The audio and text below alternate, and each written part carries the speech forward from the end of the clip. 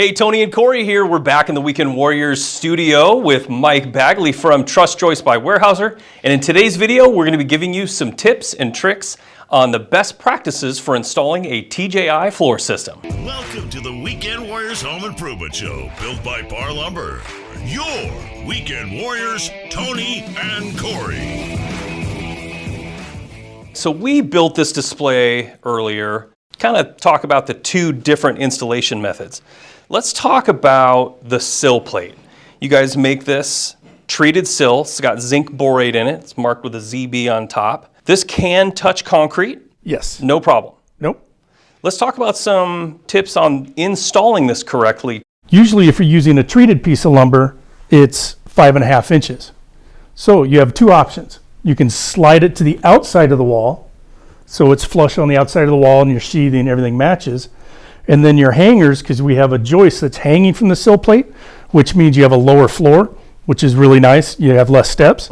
But then you have part of your concrete sticking out and your hangers don't sit neatly on that plate. Right. You have to bend your hangers and then that shoves the joist out so your floor is not squared. So we made our plate 6.25 inches. We also made one 8.25 inches. So there's still CMU block, concrete block that's 8 inches wide for foundations. That extra 1/4 inch hangs over the edge and your hangers and your joists don't touch the concrete wall. You can't have non-treated wood touching concrete. And we know that's because concrete is porous and holds water, so when it gets wet, it will hold that water, and if the water is touching the wood that's not treated, it will eventually rot. That makes for a very clean installation. It does. And the great thing about zinc borate, it's not corrosive, so you don't have to use special nails, hangers, or fasteners when you're installing it. Yeah, it's good to point out that most pressure-treated plates have copper in them. That's how they're treated, with copper. And when you mix copper with zinc in the hangers, it creates a situation where you have electrolysis and you'll get immediate corrosion. So if you use the wrong sill plates with the wrong hangers, you're asking for trouble. With Weyerhaeuser's treated plate with zinc borate, no issues whatsoever. Correct. Okay, we've already cut and installed these two I-joists. We're gonna put in one more in this hanger here. I think that's this guy. Those tangs will snap. There you go. Oh yeah, that is a tight fit. Okay, good, I like that. The joist doesn't have a top or a bottom, so you don't have to worry about putting it in upside down. So you have your joist in. Before you would slide it in, one thing is to help eliminate squeaks, we always advise put a dab of glue in the bottom of the hanger when you're putting the joist in. Got some construction glue right there. Then you use the screw holes to put your fasteners in, and your joist is set. Very easy. Very easy. And then this is a top flange hanging scenario. Correct. Obviously, in some cases, you're hanging your joist from a beam. That'd be like a face mount hanger. Yes. But it goes in the same way. Proper fasteners, a dollop of glue in the bottom of the hanger, in the hanger seat, if you will. And then on the other side of these joists, we're sitting on top of a wall, and we have capped the end of the joist with a rim board. We have a 1.25 inch thick TimberStand rim board. So the joist butts right up the rim board. You need a minimum end bearing for your joist of 1.75 inches. And to fasten it, you're going to put a 8D nail on each side of the joist flange that goes right down into the plate. Okay. And then on your rim board, you're going to put a 10D, one that goes into the top of the rim, into the flange, and one that goes into the bottom of the rim, into the flange. Okay. And then to secure that system to your wall or foundation, you're going to go with a 10D nail every 6 inches at an angle, anchoring your rim board into that plate. Okay. And that connects the whole container, the floor system together. Everything is exactly the same size. This is 9.5, this is 9.5, and they are perfect. Absolutely perfect. So flat. What is the longest length of I-joist you can get? Not that anybody may use it, but we make our joists up to 60 feet long. So very long. And that's the great thing about a joist. If you're trying to find a 2x10 or 2x12 that's 24 feet long, That's a heavy board. The I-joist, it's the most efficient form and the strongest configuration, and one person can move a 24-foot I-joist a lot easier than a solid dimensional piece of lumber. Plus, you start shopping for 24, 26, 28, 30-foot solid sawn lumber. Yep. If you can find it at a mill or available, it gets expensive. And crooked. The likelihood it's going to be straight, is not good. There's no camber or bow. These are all straight, and like I said, no top or bottom. All right, Mike, so finishing up with the installation of these I-joists, we have to fasten through the rim board into the top flange, through into the bottom flange. Yes. You may be tempted to use a structural screw, but you don't want to. No, I would recommend using a pneumatic nail gun and just a 10D nail, because you're going to be using that also for anchoring, so it's easier using the same nail.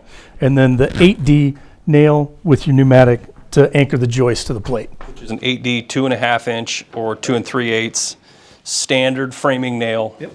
Through the top flange into the top plate. Correct. Through the top of the bottom flange into the top plate. There you go. On each side. On each side. So 2 nails to anchor the joist to the top plate, and 2 nails to anchor the joist to the rim board. Correct. What are some things that we need to look out for to reduce squeaks? Sure, absolutely. Don't mix dimensional lumber with engineered lumber, because they're not exactly the same size. That can cause a squeak when you're connecting, if you're like putting blocking in between the joists. Think, well, I've got this dimensional lumber. It's not the same height. So that could cause the OSB or something to cause a squeak. We talked earlier, put glue in the hanger. That's always helps eliminate a squeak. When you're putting your flooring down, we have edge gold flooring, which is available in 23/32, 7/8, inch and an eighth. Different thicknesses, you can space your joists out. When you're putting the flooring down, making sure you're gluing the flooring, watching where you nail. The typical thing that will happen is it's called a shiner. The nail will miss the edge of the joist or barely catch it, and then that nail will rub on that joist, and it'll cause a squeak as everything flexes and moves. Now, we're not putting flooring down on here today, but your construction adhesive, just like this, bead right down the top of the joist, bead right down the top of the joist, right? As simple as that. And of course, we've put a dollop in the bottom, in the seat of each hanger, and then the decking goes down. And my only other tip with the glue, don't set up more than 2 panels, because you don't want that glue to get too tacky or start drying before you put your sheets down. Is it recommended to screw down the decking edge gold versus nailing it down?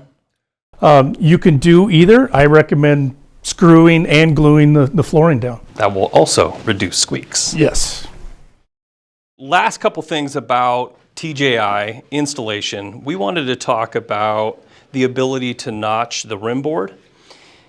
As you can see, we have a situation where we have a bearing plate and a foundation bolt. This is very common here in the Pacific Northwest. And sometimes the concrete guys, they'll put them in a weird place. Sometimes you run into a situation where it's in the way. This is perfectly acceptable to notch, make a V notch out and put it right over top of a bearing plate or a foundation bolt, just like that. If you are putting your joist on top of the foundation, just like this. This is another situation we run into all the time, similar to the other side of the wall over there. If you have a joist spacing land right there, you're allowed in most situations to be able to move the joist in 3 inches in either direction. So we can just take that joist, slide it over 3 inches, and call it a day. Check with your manufacturer's specifications, the instructions, just to make sure it's okay. But I would say that most of the time it is, especially when you get into a situation where you have a plumbing drop, a toilet flange that comes down. If you're reading the plans and you see a joist right smack in the middle of where the toilet goes, slide it over. Do everyone a favor. Because one of the things that you never want to do is notch either the top or the bottom flange. If that flange gets destroyed in any way, that joist has to be replaced. You can put a hole in the web, but you never want to cut the top or bottom flange. These are some very typical truss joist installations that we've covered here. If you have any other questions, you can go to wy.com, get get answers there. Or you can email weekendwarriors@parr.com, and I'm sure we can get answers to your questions. Thanks so much for watching. Make sure you hit the like and subscribe buttons down below and turn on notifications so you don't miss any of our new videos. And check out the Weekend Warriors Home Improvement Show wherever you listen to your podcasts. We'll see you next time.